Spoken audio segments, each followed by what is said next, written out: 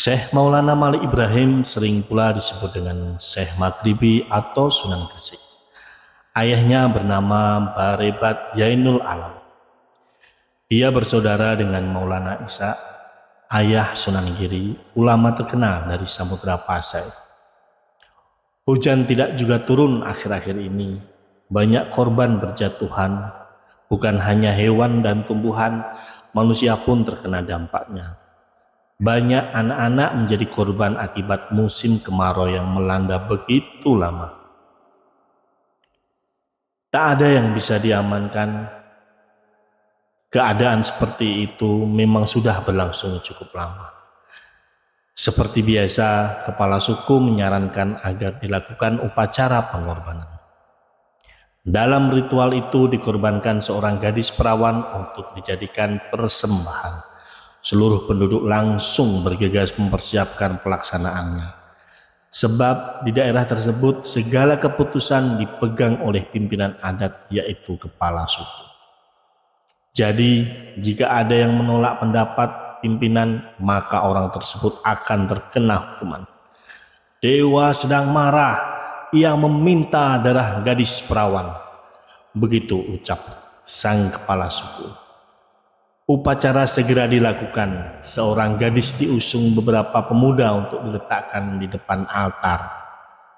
Kepala suku sudah menyiapkan pedang untuk dihujamkan ke tubuh gadis itu. Semua duduk bersila menghadap ke arah gadis yang akan dijadikan sebagai tumbal. Kejadian seperti ini sudah berlangsung turun-temurun. Sambil membaca mantra yang diucapkan, kepala suku mulai mengayunkan pedang ke arah gadis yang tak berdosa itu. Namun saat pedang akan mengenai gadis yang tersebut, tiba-tiba terdengar suaranya dari kejauhan. "Berhenti!" Rombongan lelaki berjubah putih berjalan mendekat ke arah orang-orang yang sedang melakukan upacara tersebut.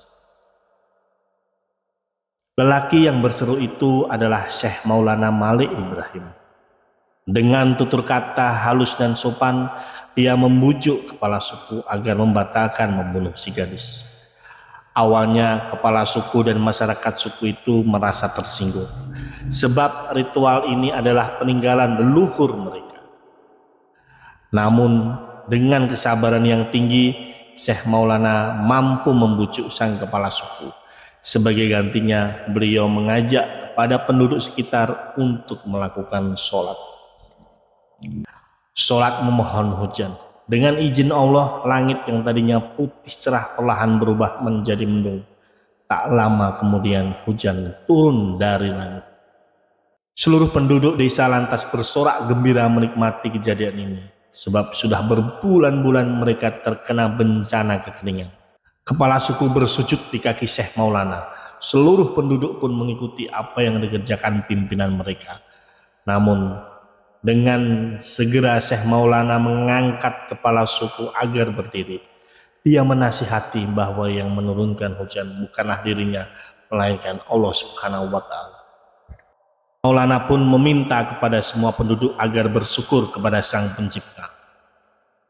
Saat itu juga penduduk desa tersebut bersama-sama mengucap kalimat syahadat, dan akhirnya mereka semua memeluk agama Islam. Kisah di atas adalah salah satu contoh cerita Sunan Gresik, nama lain dari Syekh Maulana Malik Ibrahim, dalam dakwahnya menyebarkan agama Islam. Ada yang mengatakan ulama terkenal ini berasal dari Champa atau Kamboja, Timur Tengah atau Gujarat. Pada tahun 1392 Masehi dia hijrah ke Jawa. Daerah pertama yang ditujunya adalah desa Sambalu yang berada di wilayah kekuasaan kerajaan Majapahit. Sembalo sekarang termasuk daerah Leran, Kecamatan Manyar, 9 km utara kota Gresik. Di kalangan Wali Songo, Sunan Gresik adalah wali paling senior dan wali paling awal. Dalam melakukan dakwahnya, Sunan Gresik sangat menghindari konfrontasi fisik.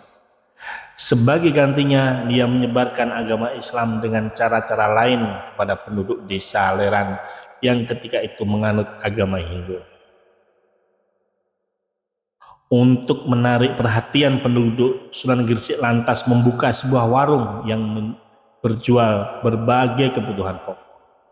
Bersama dengan muridnya, ia dengan sabar melayani para pembeli dan mengurusi semua dagangan. Setahap demi setahap, warungnya mulai laris dan mendapat banyak pelanggan. Di sela-sela melayani pembeli, Sunan Gresik juga memberikan nasihat dan memperkenalkan agama Islam. Cara lain yang ia lakukan yaitu membuka praktek pengobatan dengan ilmu meracik obat yang dimilikinya serta bacaan doa-doa yang diambil dari Al-Quran. Sunan Gresik mampu menyembuhkan berbagai macam penyakit yang dialami penduduk. Dengan demikian, namanya mulai dikenal di mana-mana. Nama Sunan Gresik akhirnya menjadi buah bibir di daerah tersebut dan seolah menjadi penolong dalam segala hal.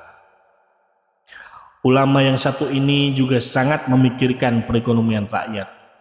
Mengingat masyarakat Gresik umumnya petani, ia pun memikirkan bagaimana agar petani di daerah tersebut dapat meningkatkan panennya dengan hasil yang maksimal.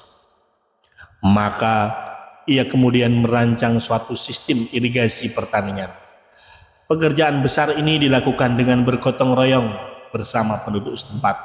Dengan adanya sistem irigasi ini, pembagian air menuju ke sawah bisa terbagi merata dan lambat laun panen padi yang selama ini hasilnya sedikit menjadi bertambah banyak. Gresik berubah menjadi daerah yang makmur. Sunan Gresik mempunyai kebiasaan yang cukup unik, yaitu melaksanakan dakwah kepada para santrinya. Beliau selalu meletakkan Al-Quran dan buku-buku hadis di atas sebuah tumpuan, yaitu bantal. Karena kebiasaannya itulah para santri maupun para penduduk yang sering mendengarkan ceramah memberinya julukan kakek bantal. Jumlah masyarakat yang memeluk Islam berangsur-angsur bertambah banyak. Masyarakat cepat mengenal Sunan Gresik. Selain karena pemikirannya yang cerdas, ia juga mampu menembus kasta-kasta yang dianut dalam agama Hindu. Sebelum masyarakat jika melakukan sesuatu harus melihat kasta, sehingga kadang terjadi kecemburuan sosial. Dengan cara halus, Sunan Gresik mulai menyingkirkan sistem kasta ini. Karena sudah banyak yang memeluk agama Islam, Sunan Gresik lantas membangun sebuah masjid. Selain digunakan untuk memberikan dakwah, masjid ini juga dijadikan tempat kegiatan belajar mengajar. Selain itu, ia juga membuat bangunan-bangunan kecil yang akan digunakan sebagai tempat menuntut ilmu. Konsep inilah yang sekarang disebut sebagai pesantren, yaitu tempat yang digunakan untuk menimba ilmu agama dan ilmu-ilmu lainnya. Santri adalah sebutan bagi para anak-anak didiknya. Dengan kata lain, Sunan Gresik adalah pelopor berdirinya pesantren di tanah Jawa dan sekitarnya. Keadaan seperti ini belum memuaskan keinginannya. Ia bercita-cita mengislamkan Raja Majapahit. Hal ini dianggapnya penting sebab tradisi dalam masyarakat Jawa yang menganut patron klien, di mana rakyat sangat bergantung pada sosok atau figur seorang raja. Namun Sunan Gresik sadar kedudukannya tak bisa dibandingkan dengan Raja Majapahit. Jadi jika ia langsung mengajak sang raja untuk memeluk Islam, tentu akan ditolaknya. Akhirnya Sunan Gresik meminta bantuan Raja Cermain, sahabatnya. Raja Cermain dengan senang hati memenuhi undangan Sunan Gresik. Ia tiba di Leran dengan ditemani beberapa pengawal dan putrinya yang bernama Dewi Sari. Raja Cermain dan Sunan Gresik lalu berembuk untuk menghadap Raja Majapahit.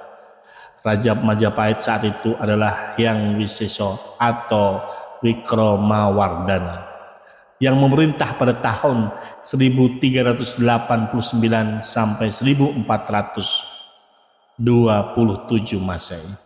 Raja Cermain lantas menemui Raja Pahit untuk mengutarakan maksud keinginannya, yaitu berniat memberikan putrinya untuk dinikahi Hyang Wisesa dengan syarat Raja Majapahit harus memeluk agama Islam. Namun usaha Raja Cermain ternyata gagal. Raja Pahit hanya mau menerima Dewi Sari menjadi istrinya, tapi ia tidak mau memeluk agama Islam. Raja Cermain dengan tegas menolaknya. Sebelum pulang ke negeri Cermain, rombongan raja singgah dulu di desa Leran. Mereka menetap di rumah Sunan Gresik sambil memperbaiki kapal yang rusak. Sunan Gresik sangat sedih mendengar keputusan Raja Majapahit. Ia tak patah semangat dan terus mendidik santri-santrinya dengan sabar. Ia yakin Islam akan berkembang pesat. Setelah sekian lama menata pesantren di Leran, Sunan Gresik wafat pada hari Senin 12 Rabiul Awal 822 Hijriah atau 1419 Masehi dan dimakamkan di Kampung Gapura, Gresik. Batu nisannya amat unik, dari marmer putih dengan kaligrafi Arab dan didatangkan dari Gujarat, India Barat. Bentuk nisan ini hanya dapat dijumpai di Palembang dan Nanggoro, Aceh, Darussalam.